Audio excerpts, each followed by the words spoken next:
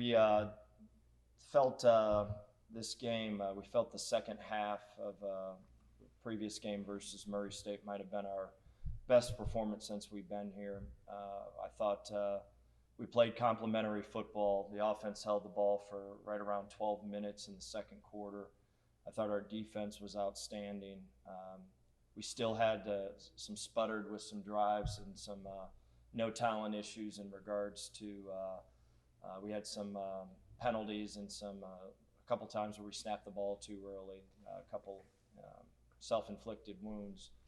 But we felt that our team did a great job in the second half. It was nice to see in the first half us be able to, we sputtered on offense, and it was nice to see the offense be able to collect themselves. I thought we grew up at halftime. We were able to come back and let some of those mental mistakes go away and just worry about what we can control.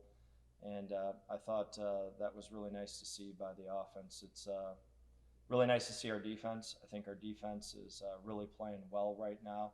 They've got a lot of confidence and energy.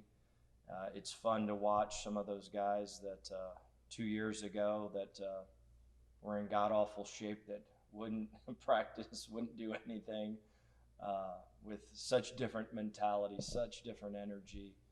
And that's the cool thing about college football, is watching guys like Carl Brooks and Blaine Spires. I can go on and on, story after story about where they've were and where they've come, and it's fun to watch those guys grow up. And I think the same's going to occur on the offensive side of the ball. We got a bunch of young guys there that are learning, and we mix some older people with them. I think the future is going to be bright, but it's fun. I think we got a group that likes each other a lot. I think we got a staff that likes our players that like our staff, and we're heading in the right direction. So we got a long way to go still. We know that, but the positive is that we enjoy coming to work. I know our players do, and it's fun to watch this thing grow. So we got a long way to go. We got a huge opponent coming up this week. I think they do a great job running the football. They're huge up front. I think PJ, or not PJ, geez, my knees.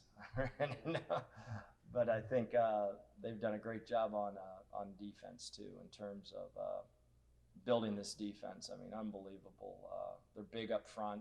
The two defensive end we think are NFL players. The linebackers run like no other. They're a typical Big Ten team.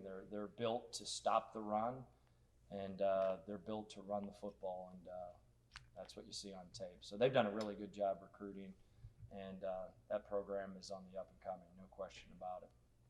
Scott, what's it like to see that wind flag flying? It's breezy out. You can see it so great. It hasn't flown since 2019.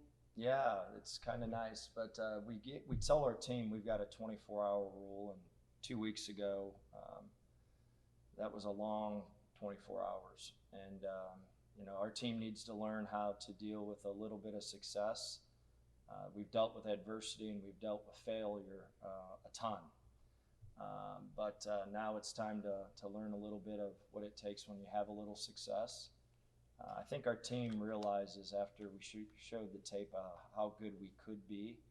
And but it's much more fun to correct the tape whenever you've won. Things taste a little bit better. Things you can sleep a little bit better. And but that is over now. It's great.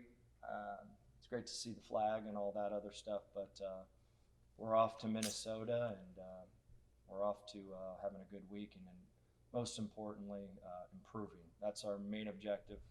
Every week we want to be able to look and say we improved somewhere in the program better, and that's what we're going to do this week. Let's call it what it is. It's Minnesota. It's a Big Ten team. This is going to be an absolute battle. What is it like to get them in that mindset, coming off of a win but heading into a monster of a game? Oh, they know it. I mean, all you got to do is watch the tape. The tape doesn't lie, and they're a physical, hard-nosed football team that plays Big Ten football. I mean, they stop the run. They're huge up front. The D ends I love. I think they're really, really good football huge up front, and we're going to have to play our very, very best game. And the challenge is out there, and we got to be like a boxer. We gotta go in there and swing and keep swinging, and we might lose some rounds and keep swinging some more. So it's going to be really fun to watch our kids compete. And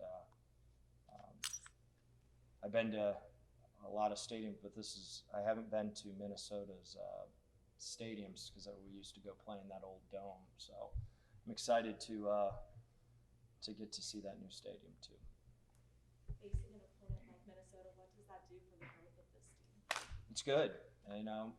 The teams that we played so far, Tennessee's an SEC team. South Alabama is a very good football team, and Murray State, it's an FCS team that'll be in the top 8. They're good, and that's anytime that we have the ability to play better opponents or just as good opponents, that's good. It's the way we want it, and it's going to help us for league play, and it's going to develop our team faster. Coach, on Saturday, Jason Patterson faced your backfield 14 carries. What has he done to earn more of those opportunities for you? Well, we've had him since January, and he's comes from a great family. The mom and dad are unbelievable. The brothers are awesome, and we knew when we recruited him, we never got to see him. He was one of the few that never saw campus, and he absolutely loves it here. And he's a great guy, and he's a talented football player, and he means business. And our backs right now, coming out of high school, it's because of the high school programs they come from. They're strong. I mean, they do 225 like guys that have been around here a little bit. And so they're strong, they're mature, they're great. They want to help each other. They complement each other.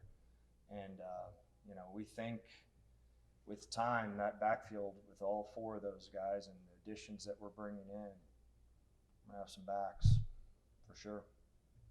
Late last week, Sam Deveroff announced that he was retiring, stepping away from football. Do you have any comment regarding that? Yeah, it's sad. We love Sam. Sam is a leader on our team. He's going to help us coaching.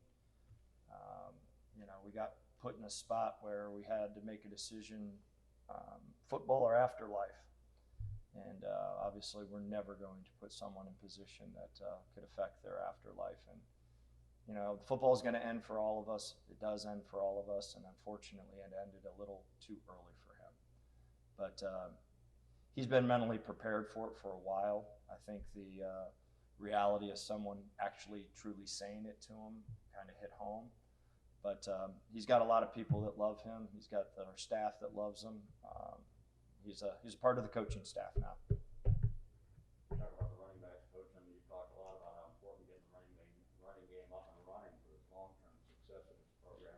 What do you do in scheming against a team like Minnesota that's only given up 95 yards a game? Minus 19 or 20. Go watch the Ohio State game. Ohio State has some pretty good football players, and Minnesota did a really good job against Ohio State stopping the run. Obviously, those backs made a few guys miss. They had some explosion plays in the pass game, but they're good. I mean, Ohio State's pretty good. It's Ohio State, and they did a great job against them. So, it's typical Big Ten football. So you're committed to trying to get the run going against a team like Minnesota? Always, of course. Yeah. Talk a little bit about penalties. Recap the Murray State game as well. That was tough for you, I know.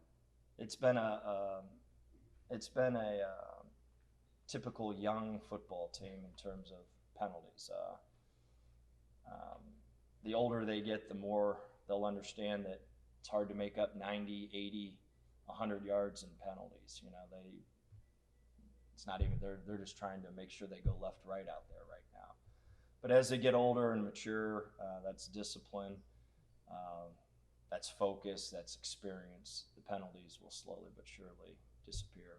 We want to be a football team that has 4 penalties, 5 penalties at max, and right now we're in the 10s, 11s, 12s, 9s, and that's hard, but it's a no talent issue, and there's some things that we're working on, but